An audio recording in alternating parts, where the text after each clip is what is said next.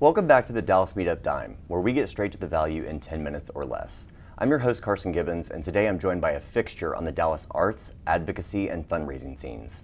He was just named a DCEO Dallas 500 member for the 4th consecutive year, a list that ranks the most powerful business leaders in North Texas.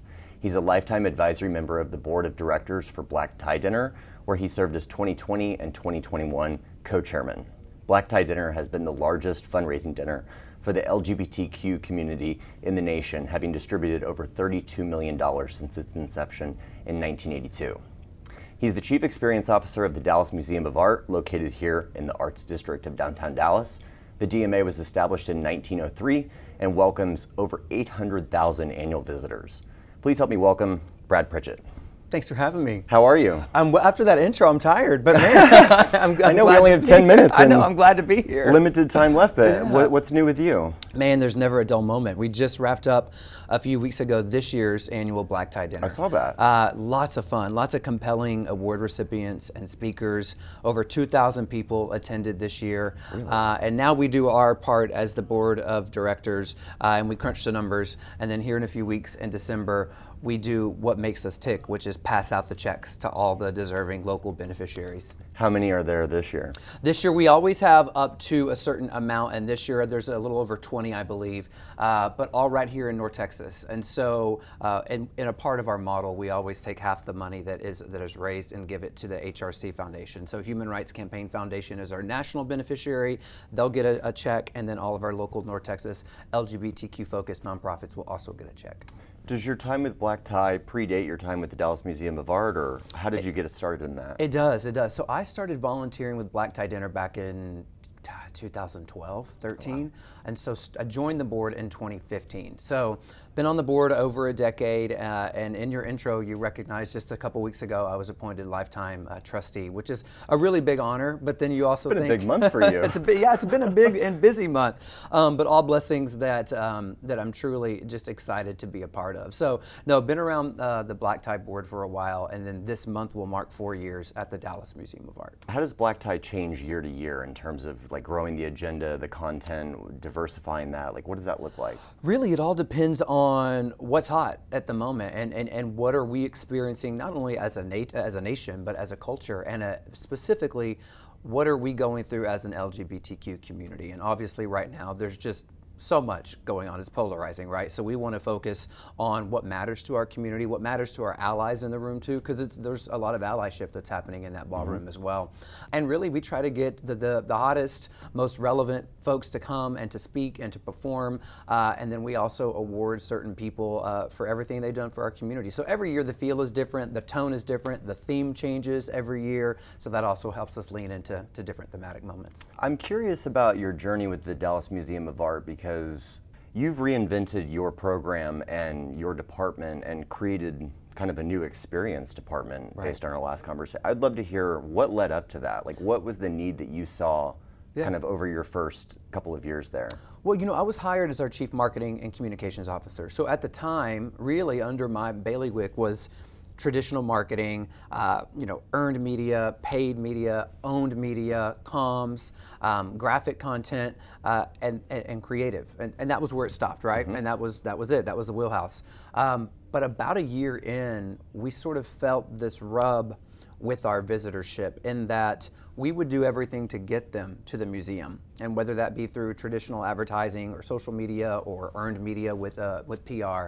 But once they got to the museum, we lost control of their experience. So if they were greeted poorly, that reported up into a different C-suite. If the food was bad at the cafe, that was another COO. If they weren't cross-selled appropriately, that was our CDO. It was so siloed that I simply said, we have an opportunity to streamline this by putting it all under one umbrella.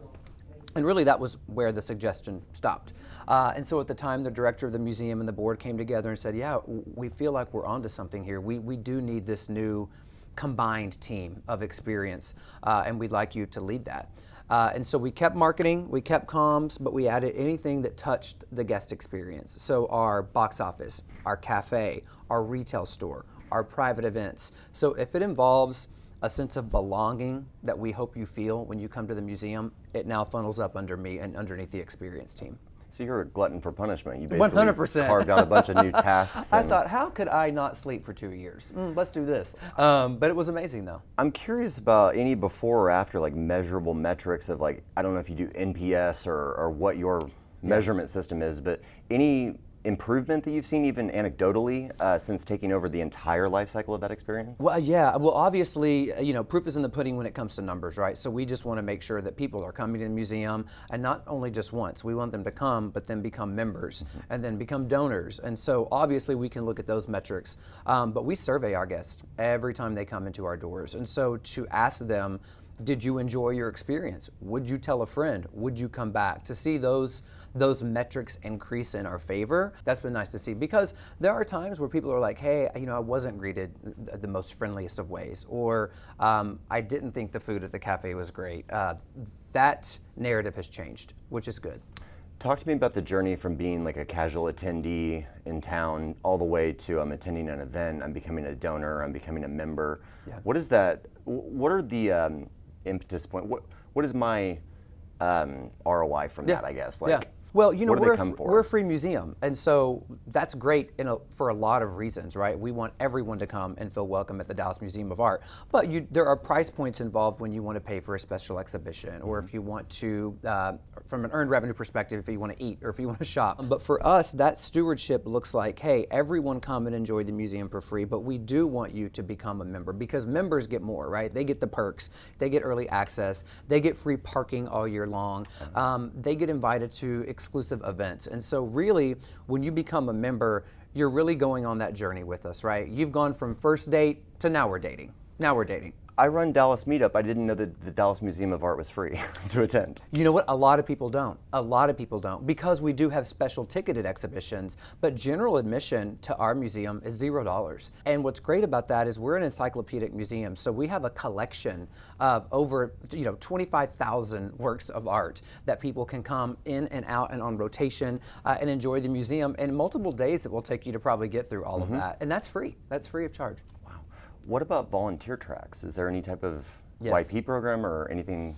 Absolutely. We have ways to volunteer and get engaged with the museum. We are always doing something, from education components and classes at any age to, we have a brand new series that we launched last year called Meet Me at the Museum. We're in year 2 of that. We've partnered with Dallasites 101, and every single month we are activating a different party at the museum to get people to come and enjoy the art. Whether it's jazz on Saturday nights, a late night on Friday where we keep the museum open until 11 o'clock and bring in DJs and make it fun and drop the lights. And we do a few brunches on Sunday throughout. You can volunteer at those events as well. Come, check out people, say hello, be at the door, and then from there get a little bit closely tethered to the museum. Maybe expound kind of 30,000 foot view, not only over the DMA, but the arts community as a whole. Like, over the last 10, 20 years, attention fragmentation is kind of a big thing. How are you combating that? What's working? What does that look like high level? And having worked at the Dallas Theater Center for over a decade before I even came to the DMA, I was able to see what this arts district looked like back then. And to go away for a few years and then to come back, how much everything has changed. Just the footprint of Flora alone, and the businesses and the foot traffic, it's encouraging and it's exciting. But I will tell you, the Dallas Arts District is at its best when we work together. There is something to be said around the collective impact approach, right? Because we're singing from our hymnal, they're singing from their sheet, but when we all get together and we do our part, it honestly, it's magical. And I think that's when we sort of shine the brightest. I think we're the largest arts district in the country. Really? And larger than Kennedy Center, larger than Lincoln Center. And I don't think we tout that enough, right? So I'm touting it now. I don't know what camera is on. We are the largest arts district in the country. Also voted twice in a row now by USA Today, we are the best arts district in the country.